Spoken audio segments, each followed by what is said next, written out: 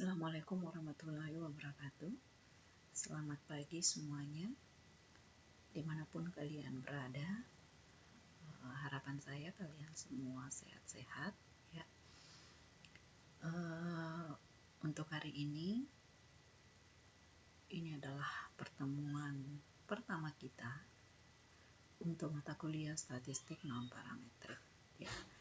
Meskipun pertemuan ini melalui online, tapi mudah-mudahan semangat belajar kalian tetap tidak kendor dan tetap semangat untuk mengikuti perkuliahan sampai akhir semester genap 2019-2020. Ya, harapannya tentunya kita semua diberikan kesehatan dan selalu berada dalam lindungan Allah Subhanahu wa taala, dan mari kita sama-sama berdoa mudah-mudahan wabah yang tengah menimpa Indonesia dan seluruh dunia itu bisa segera berakhir. Amin. Ya, baik, pada minggu ke-9 ini giliran saya masuk untuk memberikan kuliah tentang statistik non-parametrik. 8 minggu bersama dengan Ibu Ina, saya anggap itu pemahaman yang sudah sangat-sangat lumayan tentang pemahaman dari statistik non-parametrik. Nah, untuk hari ini kita akan masuk ke dalam beberapa uji pendekatan di dalam statistik non-parametrik yang biasa orang gunakan, yaitu uji Kolmogorov-Smirnov dan uji Mann-Whitney. Ya. Ada dua uji pendekatan yang akan saya perkenalkan. Nah, jadi yang pertama yang akan kita lihat di sini adalah tentang uji Kolmogorov-Smirnov. Apa uji Kolmogorov-Smirnov ini? Di sini saya ilustrasikan sebuah gambar ya, sebuah lingkaran besar yang di dalamnya ada bulat-bulat putih. Ini maksudnya adalah suatu populasi yang besar ya, yang mana populasi ini tentunya memiliki suatu sebaran ya, pasti memiliki sebaran-sebaran data. Nah, kita misalkan di sini fungsi sebarannya itu adalah F bintang X. Dan F bintang X itu diasumsikan diketahui. Nah, selanjutnya ya, kita mengambil suatu sampel acak dari populasi ini ya. Sampel itu misalkan diberi simbol X1, X2 sampai Xn. Jadi banyaknya sampel itu sebanyak N. Nah, juga sampel-sampel acak ini tentu memiliki suatu sebaran ya. Nah, di sini kita misalkan sebarannya itu adalah XX. Sx ini merupakan penduga dari fungsi X, yaitu fungsi sebaran dari sampel ini ya. Fx, Sx itu dihitung dari data atau sampel yang diteliti. Nah, dari ilustrasi ini tentu muncul pertanyaan, apakah fungsi populasi ya, apakah fungsi populasi yang bulat besar ini itu sama dengan fungsi sampel yang bulat kecil ini, sebagian kecil dari populasi? Apakah fungsi sebarannya itu sama? Nah, untuk menjawab permasalahan ini, itu biasanya di dalam pendekatan statistik kita gunakan yang namanya uji Kolmogorov-Smirnov. Jadi, tujuan dari Kolmogorov-Smirnov itu adalah melihat kesamaan fungsi sebaran populasi dengan fungsi sebaran empiris atau fungsi sebaran dari data atau fungsi sebaran dari sampel yang diteliti.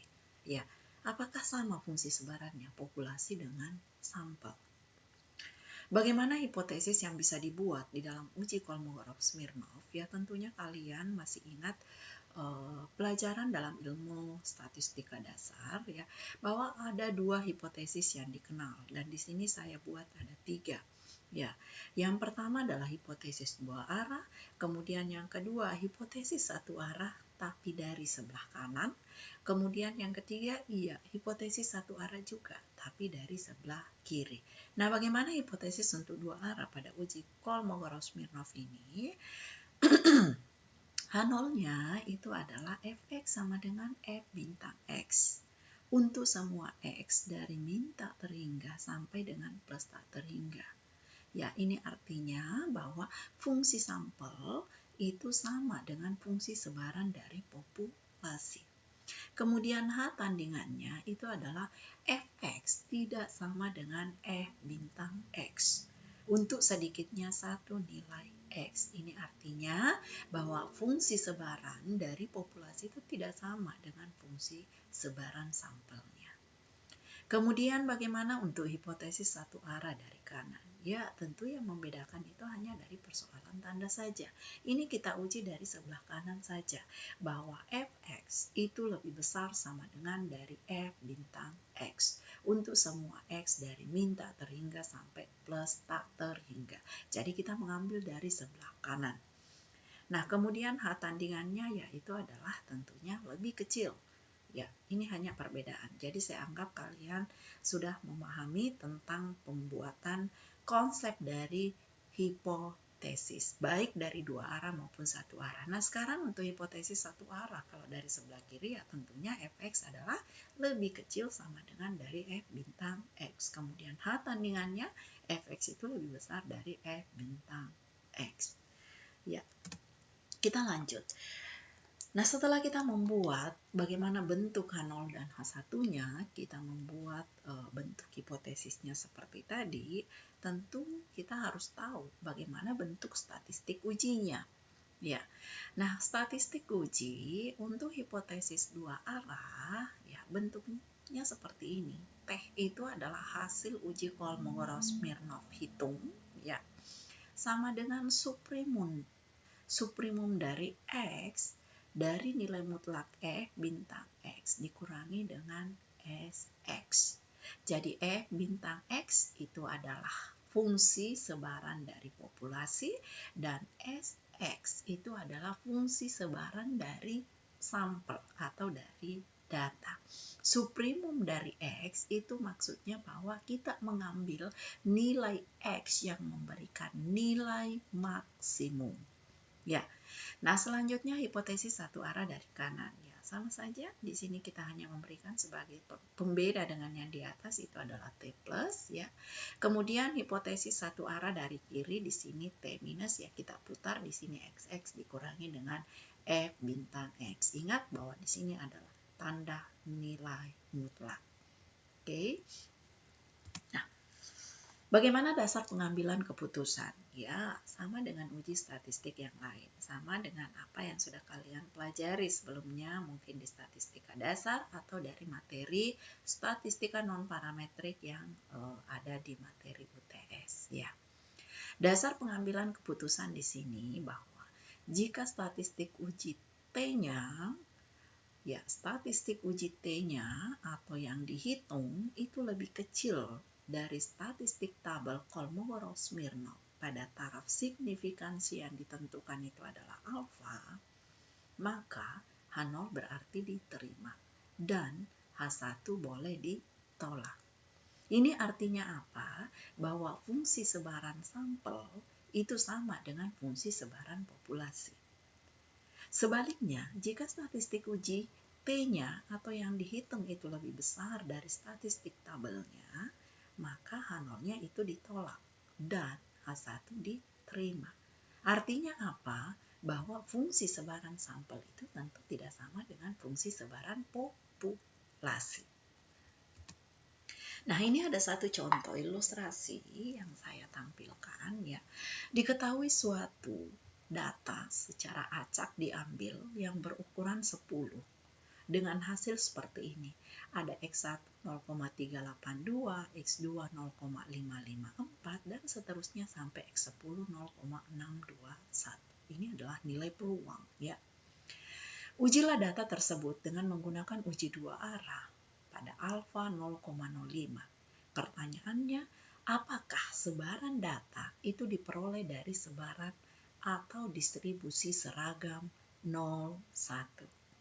Nah, dari soal ini tentu sudah bisa ditebak bahwa ya fungsi sebaran untuk populasi diketahui itu adalah distribusi seragam 0,1. Nah, sekarang yang ditanyakan apakah sampel ke-10 sampel ini juga mengikuti distribusi seragam 0,1. Untuk menjawab ini, tentunya kita bisa masuk ke salah satu pendekatan yang sudah tadi saya tampilkan di depan, itu adalah uji Kolmogorov-Smirnov. Nah, bagaimana cara menganalisisnya? Yang pertama, kita urutkan dulu datanya nih. Ya, kita urutkan dari yang terkecil sampai yang terbesar. Nah, didapatlah data seperti ini, ada 10 dari yang terkecil sampai yang terbesar. Nah, selanjutnya kita nyatakan fungsi-fungsi sebaran untuk ke-10 sampel ini tentunya di dalam sebuah bentuk fungsi tangga. Ya, fungsi tangga. Nilai yang tadi yang terendah itu adalah 0,239. Ya, kemudian yang tertinggi itu tadi adalah 0,71. Nah, yang kurang dari 0,203 itu adalah 0 atau tidak ada pada data. Ya, kemudian 1/10 yang urutan pertama dari 10 data itu mulai dari 0,239 sampai 0,329. 0,329 itu tidak masuk ke dalam daerah asal untuk yang ini.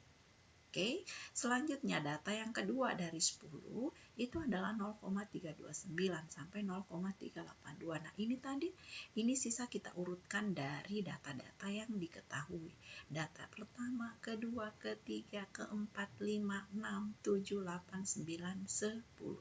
Sehingga sampailah pada data yang ke-10, 10/10 sama dengan 1, itu nilainya adalah 0,710.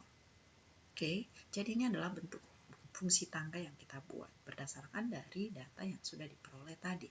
Nah, selanjutnya diketahui dari soal bahwa fungsi sebaran dari populasi itu adalah F bintang X sama dengan 0,1 tadi. Kalau kita nyatakan ke dalam suatu fungsi tangga, ya ini bentuknya seperti ini. Ini adalah suatu bentuk distribusi uniform atau seragam. Mulai dari 0 sampai 1, yang mana ketiga bernilai 0 kalau X-nya kurang dari 0, kemudian X itu bernilai X ketika X-nya mulai dari 0 sampai 1, kemudian pas bernilai 1 ketika X-nya itu berada di titik 1. Nah, sekarang kita akan tunjukkan apakah fungsi sebaran sampel itu secara statistik ini dianggap sama dengan fungsi sebaran populasi.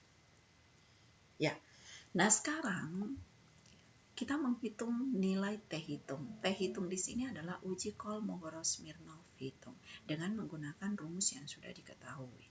Ya, rumusnya seperti ini. Suprimum dari F bintang X. Nah, kita ambil nilai X yang paling tinggi tadi itu adalah 0,710. Jadi di sini diganti X yang tertingginya 0,710 dikurangi dengan S 0,710. Nah, sekarang perhatikan untuk F bintang ketika X sama dengan 0,710 itu sama dengan apa? Nah, saya kembali dulu ke slide sebelumnya. Di sini kita lihat ya, di fungsi tangga yang kedua, ketika X-nya itu persis sama dengan 0 sampai 1, itu bernilai X. Sehingga untuk X sama dengan 0,71, jelas fungsi bintang X itu juga sama dengan 0,71. Sehingga di sini dituliskan 0,71. Nah, selanjutnya untuk fungsi sebaran pada sampel. Untuk X sama dengan 0,710 itu sama dengan berapa? Nah, sekarang kita kembali lagi ke slide, perhatikan. Pada data ke-10 untuk 0,710 itu ternyata nilai SX sama dengan 1. Sehingga di sini kita tuliskan 1. Nah, selanjutnya silakan cari nilainya. Berapa hasil pengurangan dari 0,71 dikurang 1. Ambil nilai mutlaknya, berarti nilainya itu adalah 0,29. Nah, sekarang berarti kita sudah mendapatkan nilai T hitung. T hitung artinya kita yang menghitung dengan menggunakan rumus-rumus yang sudah diberikan. Nah, langkah selanjutnya itu adalah perhatikan tabel statistik uji Kolmogorov. Untuk alfa sama dengan 0,5 dan N sama dengan 10. Nah, dari tabel statistik itu kita peroleh nilai Kolmogorov-Smirnov tabelnya itu adalah 0,41. Langkah selanjutnya setelah kita dapatkan nilai T hitung, nilai T tabel, tentunya sisa sekarang kita membandingkan kedua nilai itu. Ternyata nilai T hitung yang 0,29 itu lebih kecil dari nilai T tabel. Ini artinya apa? Bahwa H0-nya itu diterima dan H1 kita tolak. Artinya, keputusannya itu, kesimpulannya adalah bahwa fungsi sebaran dari ke-10 data itu mengikuti sebaran uniform atau seragam 01. Atau dengan kata lain, bahwa fungsi sebaran sampel itu sama dengan fungsi sebaran dari populasi. Ya, nah sekarang saya tampilkan ini tabel Kolmogorov. Saya juga menganggap bahwa penggunaan tabel statistik itu seharusnya juga kalian sudah bisa menggunakan semua tabel-tabel statistik yang umum digunakan di dalam perhitungan ya. Nah, ini saya tampilkan tabel Kolmogorov-Smirnov-nya. Nah, di dalam tabel Kolmogorov ini ada yang kolom yang pertama itu adalah untuk jumlah sampel, dan untuk data tadi itu kita punya sampel 10. Kita tarik horizontal ke sini ke kanan ya. Kemudian sudah ditentukan juga bahwa nilai alfanya itu adalah 0,05, sehingga di kolom 0,05 ini kita tarik garis ke bawah dan ketemu di titik 0,410. Jadi ya sama saja caranya dengan tabel-tabel yang statistik yang lain ya. Jadi ini adalah tabel statistik 0,41. Nah, kalau misalnya kalian tidak memiliki tabel-tabel statistik ya, tabel statistik ya itu bisa kalian bikin sendiri di software, mau di Excel, SPSS maupun dengan software-software yang lain. Ya, mungkin kalian belum mengenal banyak software statistik ya.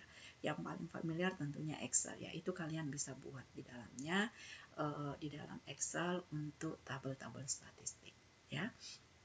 Oke.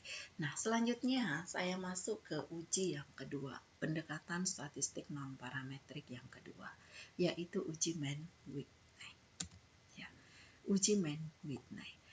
Nah, di sini ya saya ilustrasikan lagi ya. Ada dua populasi. Ini semuanya, dua gambar ini adalah populasi. Kalau tadi di dalam Kolmogorov-Smirnov yang ini adalah populasi dan yang sebelah kanan itu adalah sampel. Tapi sekarang ini adalah dua-duanya adalah populasi nih. Populasi yang pertama ya memiliki rataan. Kemudian populasi yang kedua juga memiliki rataan. Yang mana antara populasi pertama dan populasi yang kedua itu saling bebas, dia saling independen, tidak ada keterikatan. Ya, misalkan antara mahasiswa kelas TPS A, mahasiswa kelas TPS B, antara dua kelas ini dianggap kelas statistik non parametrik A, kemudian kelas statistik non parametrik B. Dianggap dua kelas ini tidak ada saling keterikatan, saling bebas. Kenapa saling bebas? Karena di stat non A dosennya berbeda, stat non B juga berbeda dengan yang A. Ya, jadi saling independen, tidak ada keterikatan, tidak ada korelasi. Nah, di dalam pendekatan parametrik itu biasanya digunakan uji T independen sampel ya. Tapi sekarang kita tidak masuk ke sini. Kita masuk ke dalam pendekatan statistika non parametrik. Di dalam statistik non parametrik, kalau misalkan ada pertanyaan, bagaimana rata-rata populasi satu? Apakah sama dengan populasi yang kedua? Nah, di dalam statistik non-parametrik, untuk menjawabnya, kita melakukan pendekatan statistik dengan nama uji Mann-Whitney. Ya, Mann-Whitney ini diambil dari penemunya ya. Oke, sama saja dengan Kolmogorov-Smirnov. Oke. Tujuan dari Mann-Whitney itu adalah melihat apakah ada perbedaan rata-rata antara populasi yang pertama dengan kedua, dengan asumsi bahwa kedua populasi itu tentunya saling bebas atau saling independen. Nah, ada beberapa prosedur pengujian yang saya tampilkan di sini. Yang pertama, ya, setelah kita punya data, maka susun kedua hasil pengamatan menjadi satu kelompok sampel. Ya. Jadi kalau misalnya sudah ada datanya, populasi sampel yang pertama, sampel yang kedua, atau populasi yang pertama, populasi yang kedua. Nah, kemudian gabunglah kedua sampel itu menjadi satu kelompok sampel. Nah, kemudian yang kedua, hitung rankingnya. Hitung ranking dari setiap nilai dalam sampel gabungan. Ya. Kemudian yang ketiga, ranking mulai dari data yang terkecil ke data yang terbesar. Jadi urutkan dulu datanya ke yang terkecil ke yang terbesar, baru kemudian kita menghitung rankingnya. Ya, nilai beda, ya, nilai beda sama. Jadi nilai beda sama itu diberikan ranking rata-rata. Jadi nanti pada saat ada data, ya ada data, nah kita nanti akan menghitung ya nilai bedanya. Kemudian jumlahkan nilai ranking untuk masing-masing sampel. Ya, sampel yang pertama berapa jumlah nilai rankingnya, kemudian sampel yang kedua atau kelompok yang kedua berapa nilai rankingnya. Nah, selanjutnya hitung nilai U1 dan U2. U1 itu adalah uji main Whitney untuk sampel yang pertama. Kemudian yang U2 itu adalah uji main Whitney untuk kelompok yang kedua atau sampel yang kedua. Dalam menghitung, mulailah dari jumlah ranking yang terkecil. Jadi kalau misalnya antara U1, U2, U1 yang paling kecil, maka hitunglah U1 dulu. Tetapi kalau misalnya U2 yang kecil jumlah rankingnya, maka pertama hitung dulu U2. Ya. Kemudian selanjutnya ya U hitung, karena di sini kan ada 2, U1, U2. Nah, sekarang baru kita tentukan yang mana sebetulnya U hitung. Apakah U1 atau U2 yang kita ambil? U hitung yang diambil itu adalah mana yang paling kecil di antara kedua ini, U1 atau U2. Atau dengan cara lain bisa yang kalian lakukan itu adalah menghitung dulu U aksennya. U aksen itu diambil dari N1, N2 dibagi 2. Jadi jumlah sampel pada sampel pertama dikalikan dengan jumlah sampel pada sampel yang kedua, kemudian bagi 2. Nah, apabila nilai U aksen yang kalian dapatkan itu lebih kecil dari U hitung yang di sini, ya, maka kita dapat menghitung U hitung, ya, itu sama dengan N1 dikali N2 dikurangi dengan U1. Misalkan U1 yang di sini yang dihitung pertama, ya. Nah, selanjutnya kita membuat hipotesisnya, rataannya. Jadi H0-nya itu adalah rataan populasi pertama sama dengan rataan populasi yang kedua. Kemudian H tandingannya tentunya rataannya itu tidak sama. Ini adalah uji hipotesis 2 arah, karena di sini kelihatan tanda tidak sama dengan. Jadi ingat, dalam uji main Whitney itu terkait dengan rataan. Bagaimana bentuk statistik uji? Nah, untuk U1, ya main Whitney untuk kelompok yang pertama itu adalah N1 kali N2 ditambah N1 kali N1 tambah 1 dibagi 2 dikurang dengan R1. Ya, begitupun dengan U2. U2 ya dengan rumus yang sama, ya di sini kita bisa mengganti N2-nya. Ini adalah jumlah sampel yang kedua. Selanjutnya apa itu R? R itu adalah jumlah rankingnya setelah kita totalkan pada kelompok yang pertama dan ini pada kelompok yang kedua. Bagaimana dasar pengambilan keputusan? Ya, sama dengan uji Kolmogorov tadi. Ketiga, nilai statistik uji atau uji main Whitney, hitungnya itu lebih kecil daripada statistik tabel, maka H0-nya diterima dan H1 kita tolak. Artinya apa? Bahwa rataan populasi yang pertama itu sama dengan rataan populasi yang kedua. Sebaliknya ketika nilai statistik ujinya itu lebih besar daripada statistik tabel, ya tentu H0 yang ditolak dan H1 yang kita terima. Artinya ada perbedaan antara rataan populasi yang pertama dengan rataan populasi yang kedua. Selanjutnya kita masuk pada ilustrasi yang kedua, satu contoh. Dalam usaha peningkatan produktivitas petani, pemerintah memberikan bantuan pada sekelompok usaha tani. Nah, setahun kemudian, pemerintah ingin mengetahui bagaimana bentuk efektivitas dari bantuan yang telah diberikan dengan membandingkan produktivitas petani yang mendapat bantuan dengan petani yang tidak mendapat bantuan. Jadi, pemerintah memberikan bantuan tidak semua kepada kelompok tani. Hanya sebagian saja. Ya, nah untuk kemudian memonitoring atau mengevaluasi program dari pemerintah tersebut apakah efektif atau tidak. Tentunya kemudian yang dibandingkan di situ adalah bagaimana bentuk produktivitas petani yang mendapat bantuan dengan yang tidak mendapat bantuan. Nah, untuk menjawab permasalahan ini, uji statistik apa yang bisa kita pakai? Jawabannya adalah uji Mann-Whitney. Ya, dan di sini ditentukan adalah nilai alfa sama dengan 0,05. Ini datanya.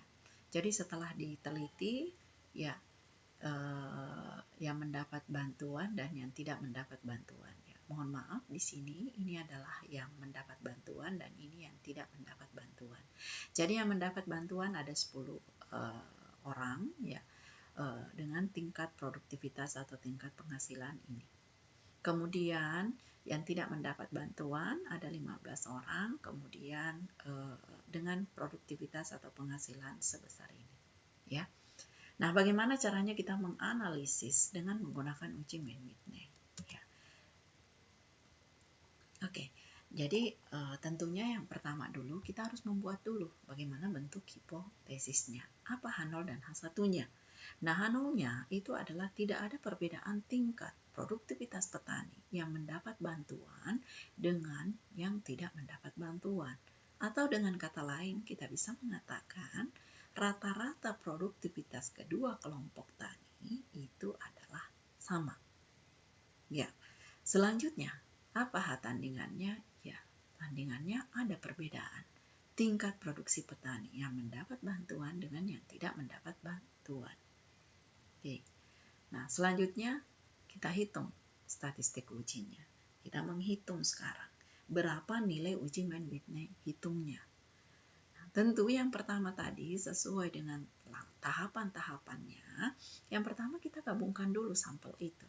Sampel pada kelompok yang pertama itu adalah N1 yang tadi adalah yang mendapat bantuan. Kemudian yang N2 itu adalah yang tidak mendapat bantuan. N1 ada 10 dan N2 ada 15. Berarti nanti setelah kita gabung itu adalah sebanyak 25.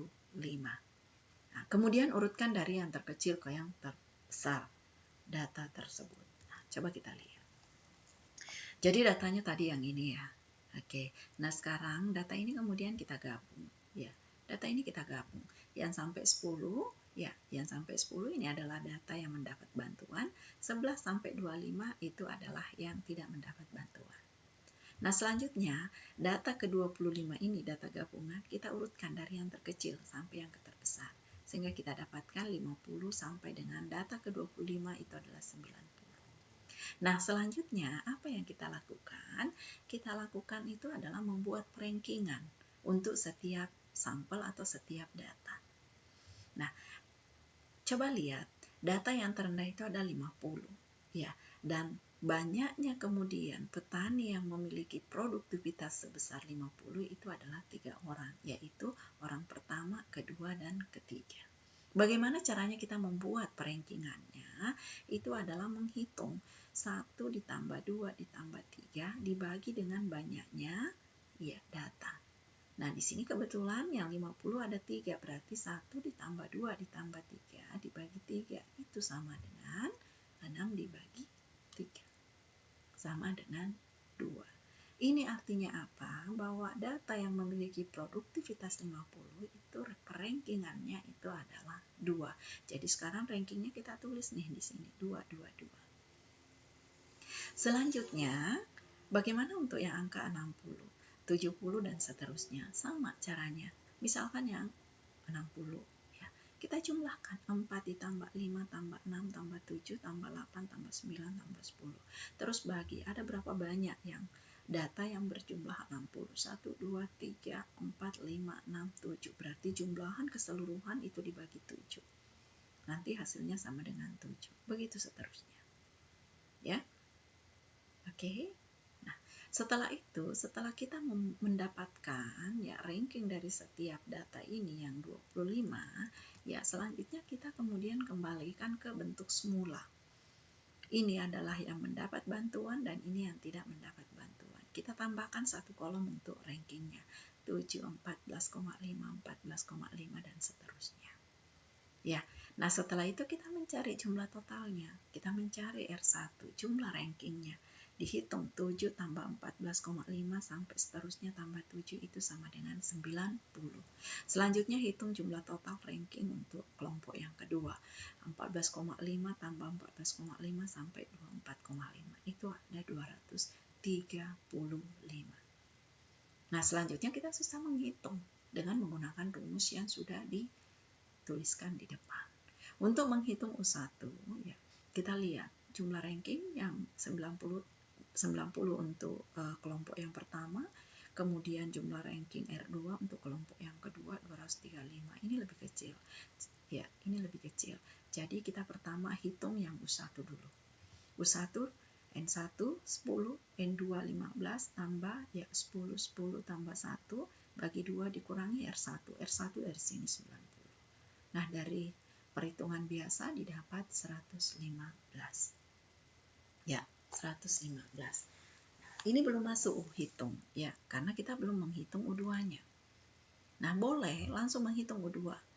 Langsung menghitung yang ini dengan menggunakan rumus ganti N1 tadi menjadi N2. Didapatlah 35. Nah, kalau kita lihat antara U1 dengan U2 di sini, berarti jelas bahwa yang terpilih sebagai U hitung itu adalah 35 karena ini yang kecil kalau dibandingkan dengan yang di atas.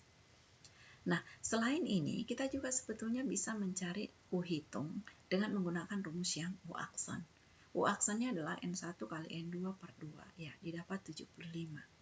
75 itu kecil daripada U1 115. Sehingga kita bisa mendapatkan U hitung sekarang N1 N2 kurangi dengan U1 yang didapat di atas.